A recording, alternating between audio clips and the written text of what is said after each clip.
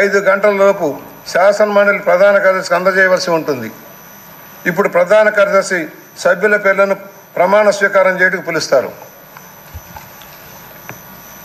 శ్రీ నారా చంద్రబాబు నాయుడు.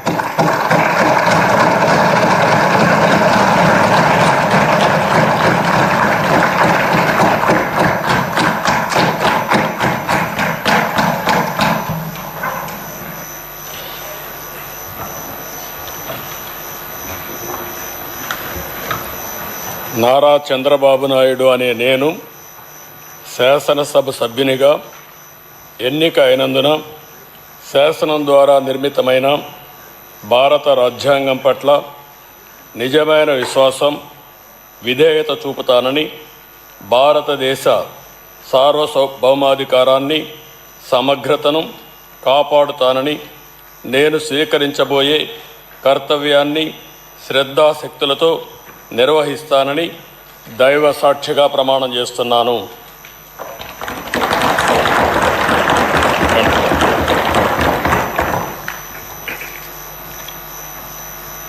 ఆంధ్రప్రదేశ్ శాసనసభ సభ్యుడైన నారా చంద్రబాబు నాయుడు అనే నేను సభ నియమాలకు కట్టుబడి ఉంటానని, వాటిని అనుసరిస్తానని, సభా మర్యాదలను పాటిస్తానని, సాంప్రదాయాలను గౌరవిస్తానని దైవ సాక్షిగా ప్రమాణం చేస్తున్నాను.